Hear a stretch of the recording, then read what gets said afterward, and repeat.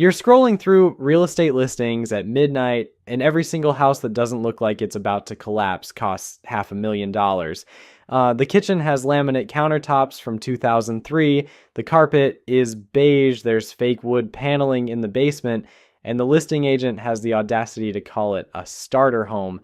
Meanwhile, you're sitting there doing mental math on your salary, wondering if you've somehow missed a massive promotion or if the entire housing market has collectively lost its mind. Spoiler alert, it's not you, it's the math. And the math is absolutely brutal. My name is Paul, and today we're going to do something that real estate agents hate.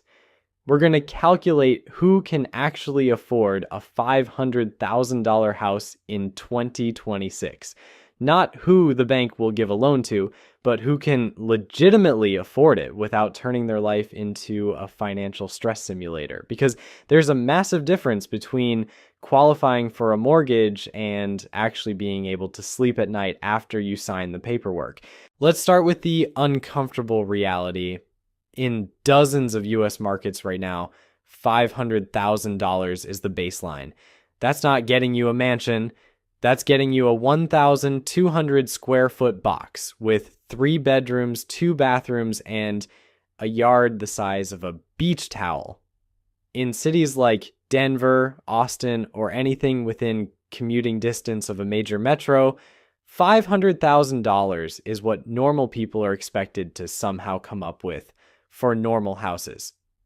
The median household income in America is around $84,000. So we're asking people making $84,000 to afford homes that cost 6 times their annual income. If that ratio sounds insane to you, congratulations, you're paying attention. But everyone keeps saying you can do it. The mortgage broker says you're approved. Your parents bought a house on way less. Some influencer on TikTok is flipping houses with no money down. So what's the problem? The problem is that everyone is lying to you about what affordable actually means. Let's start with the down payment, because that's where most people's dreams go to die. The old rule was 20% down. On a $500,000 house, that's $100,000 cash. Let me say that again. $100,000. The median savings account in America has around $8,000 in it. So you're not just a little short, you're $92,000 short. And before you say you'll just save it, let's do that math too. If you're making $84,000 a year and somehow manage to save 10% of your gross income, which almost nobody does, you're saving $8,400 per year. At that rate, it'll take you 12 years to save the down payment, assuming housing prices don't go up, which they absolutely will. Okay, so you skip the 20% down payment. It's like you put down 5% or 10% instead, which is what most people actually do. Congratulations, you just unlocked a new expense called PMI, Private Mortgage Insurance. This is the fee you pay every single month for the crime of not being wealthy enough to put 20% down. It's essentially a poverty tax that runs anywhere from $200 to $400 per month, depending on your loan. You're paying extra money every month for insurance that protects the bank, not you, because they're worried you might default. So you're already starting from a position of financial punishment. Now let's talk about the actual mortgage payment. You put down 10%, which is $50,000 that you somehow scrape together. That leaves you with a $450,000 loan. At current interest rates, somewhere in the 6% to 7% range, depending on your credit, your monthly mortgage payment is going to land around $2,750 to $2,850. That's just principal and interest. That number doesn't include a single other thing you need to actually live in the house. Let's add property taxes. Depending on where you live, you're looking at anywhere from $4,000 to $8,000 per year, which works out to roughly $500 per month if we're being conservative. Then there's homeowners insurance, which has skyrocketed in the past few years thanks to climate change making everything more expensive to insure. You're looking at another $250 to $350 per month, depending on your location and whether your house is in a flood zone, fire zone, or tornado alley. Then there's maintenance, the thing everyone forgets about until the water heater explodes at 11 p.m. on a Sunday. The general rule is to budget 1% of your home's value per year for maintenance and repairs. On a $500,000 house, that's $5,000 annually, or about $417 per month. And don't forget the PMI we talked about earlier.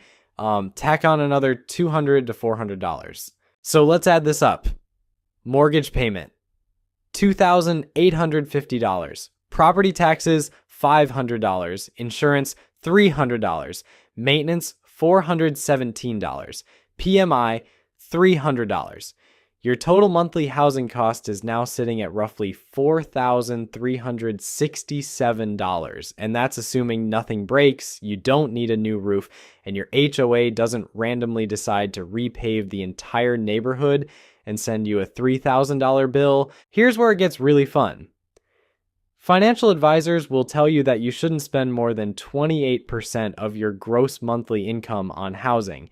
Banks will approve you if your total debt-to-income ratio is under 43%. Let's reverse engineer this. If you're spending $4,367 per month on housing, and that represents 28% of your income, you need to be making roughly $187,000 per year. If we use the more lenient 43% rule, you still need to be pulling in around $150,000 annually. And now we arrive at the punchline. Only about 10% to 20% of US households make $150,000 or more, which means 80% of American households cannot comfortably afford a $500,000 house under any reasonable financial standard. This isn't an opinion. This is just math being cruel. But you're thinking, people are still buying these houses. Who are these people? Some of them have dual incomes in high-paying fields. Some of them have family money. Some of them are stretching themselves so thin that one medical bill or job loss would collapse their entire financial life. Let me show you what that actually looks like when you run the numbers on a real household trying to make this work. Meet a household we'll call the Johnsons, two working professionals pulling in a combined $160,000 a year. That puts them well above the median, solidly in the upper middle class. They should be comfortable, right? Let's watch what happens when they buy that $500,000 house. First, their gross income of $160,000 sounds impressive until the IRS shows up. After federal taxes, state taxes, FICA, and maybe a modest 401k contribution, they're taking home around $9,500 per month. That's their actual money to live on. Now subtract that $4,367 monthly housing cost we calculated, they're left with $5,133 for literally everything else in their lives. 2 car payments because they both need to commute. There goes $800. Car insurance for 2 vehicles, another $250. Gas because nothing is walkable in suburbia. $300. Student loans because they needed those degrees to get the jobs that qualified them for the mortgage. Conservatively $600. Health insurance premiums that their employers don't fully cover, $400. Groceries for a family that's trying to eat reasonably healthy, $800 if they're careful. Utilities for that bigger house, electricity, water, gas, internet, phones, $450. We're now at $1,533 remaining, and we haven't touched clothing, entertainment, kids' activities, car repairs, medical copays, or the psychological need to occasionally leave the house and pretend you have a life. Oh, and savings, emergency fund, retirement beyond that modest 401k, good luck. This household is spending 46% of their take-home pay on housing, not 28%, not even 35%, nearly half. And these aren't irresponsible people. They're not buying jet skis or taking European vacations. They're just trying to live in a house that the market tells them is normal. Here's what that actually feels like day to day. It feels like checking your bank account before buying groceries. It feels like saying no to your kid's field trip because that $35 might be needed if the check engine light comes on. It feels like lying awake at 2 a.m. doing mental math about whether you can afford new tires this month, or if you need to push it to next month and just pray it doesn't rain. It feels like being one unexpected expense away from disaster at all times. The HVAC breaks, that's $5,000 you don't have. Someone rear ends you and your deductible is $1,000. You're putting it on a credit card. Your kid needs braces. You're financing dental work like it's a car. This is the reality for households earning $160,000 trying to own a $500,000 home. Now imagine what it looks like for the household making $120,000 or $100,000, or God forbid, the actual median income of $84,000. At median income, buying a $500,000 house isn't tight. It's not even stretching. It's financial fantasy. It's mathematically impossible without either massive external help or accepting a level of risk that would make a skydiver nervous. But here's what makes this truly insidious. The housing market doesn't care about these numbers. Sellers list homes at $500,000 because that's what comparable houses sold for. Banks approve buyers at 43% debt to income because technically the loan won't default immediately. Real estate agents encourage buyers to stretch because their commission depends on closing the deal. Nobody in the transaction has an incentive to tell you that you're about to financially drown yourself. The system is designed to get you into the house, not to ensure you can comfortably afford it long term. And once you've signed those papers and moved your furniture, you're trapped. You can't just decide 6 months later that this was a mistake and walk away without destroying your credit and losing your down payment. So people stay. They stay in homes they can't afford, working jobs they hate because they can't risk any income disruption, slowly watching their savings evaporate, wondering why they feel so stressed when they're supposedly living the American dream.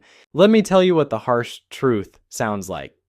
For probably 70% to 80% of American households, a $500,000 home is not affordable, not sustainably, not without accepting a level of financial precariousness that would have been considered reckless a generation ago.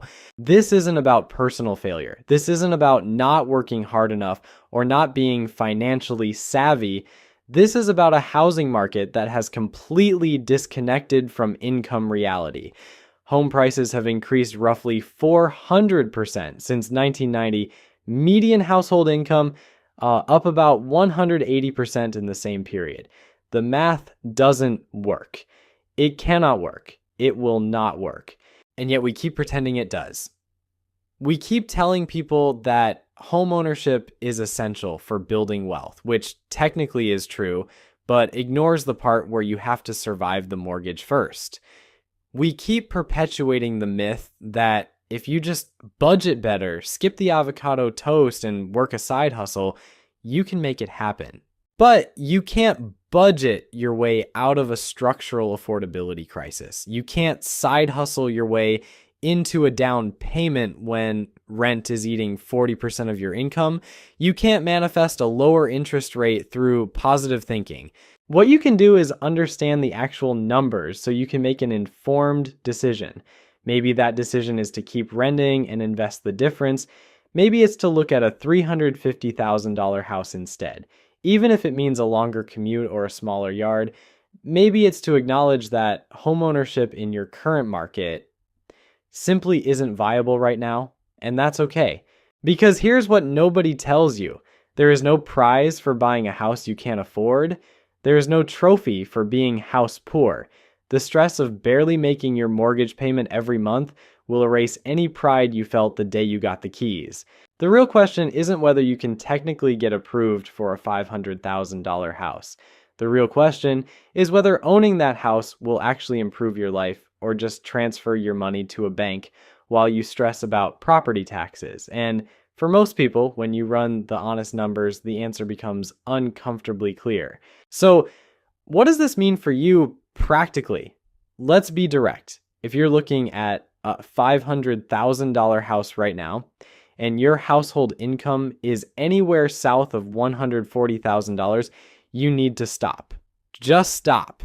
You're about to make a financial decision that will dominate and potentially ruin the next decade of your life. I don't care what the mortgage broker says you're approved for.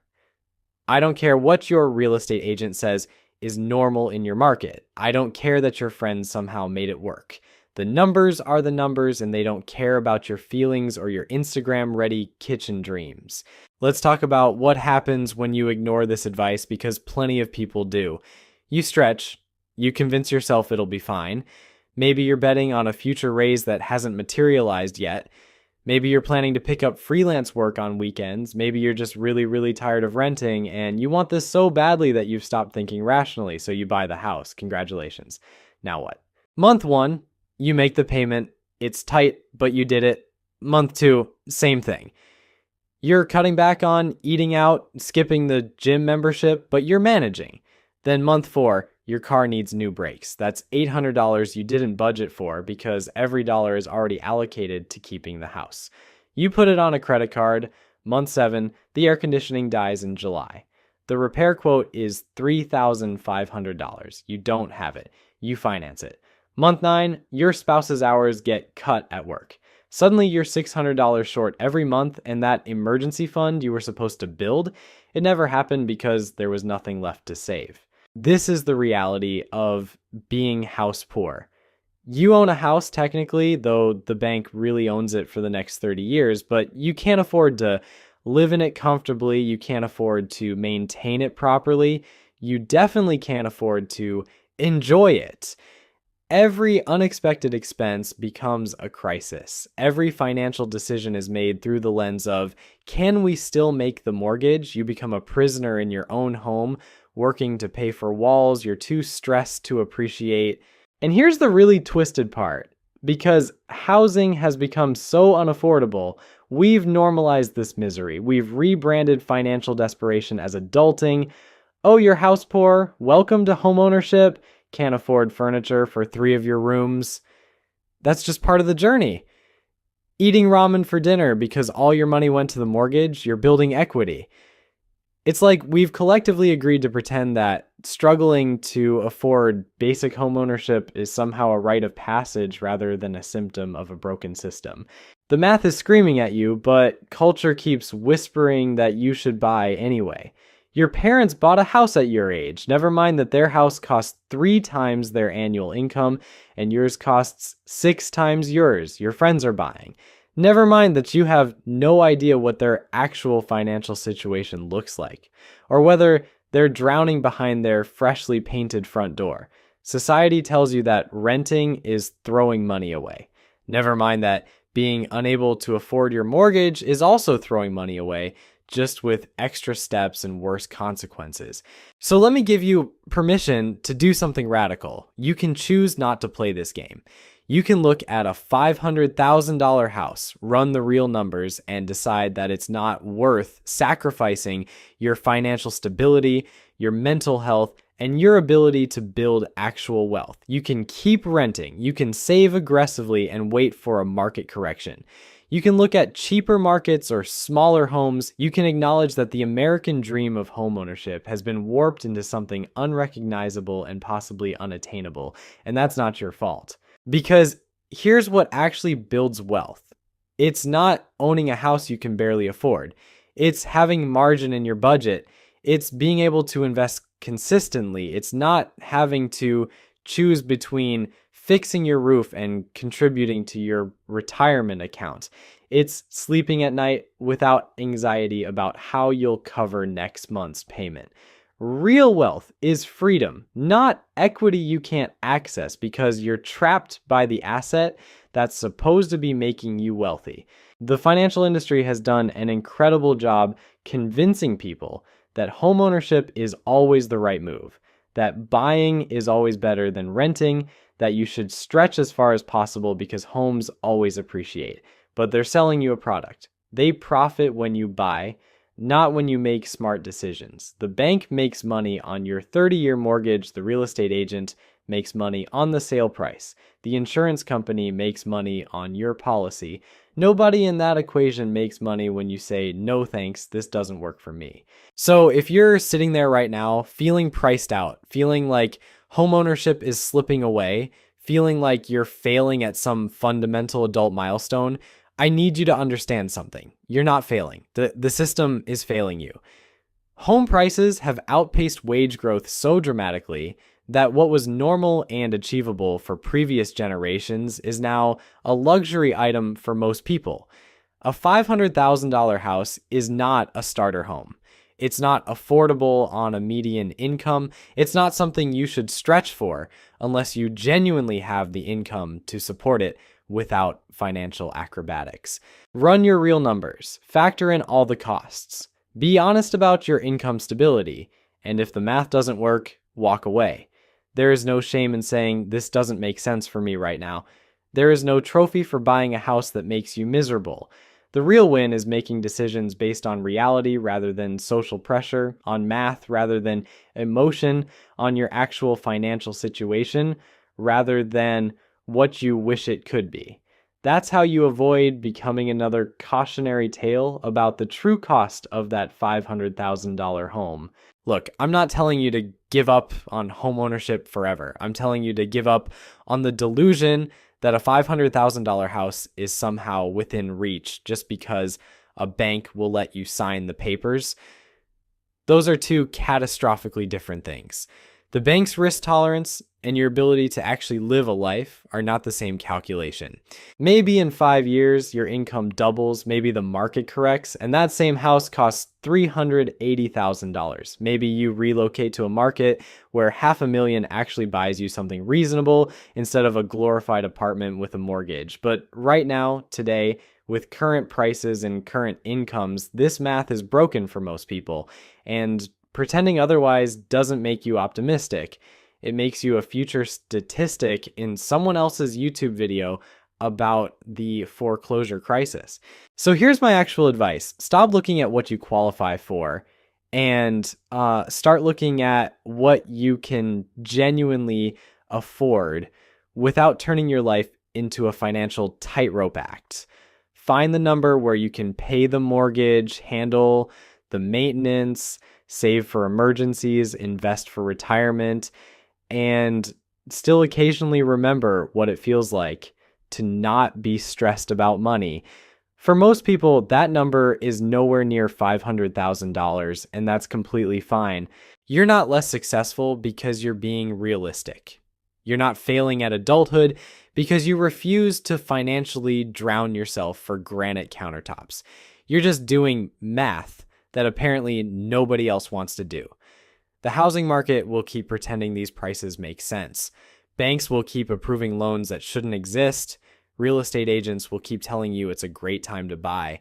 But you don't have to participate in collective financial insanity just because everyone else is. Sometimes the smartest move is recognizing when the game is rigged and choosing not to play.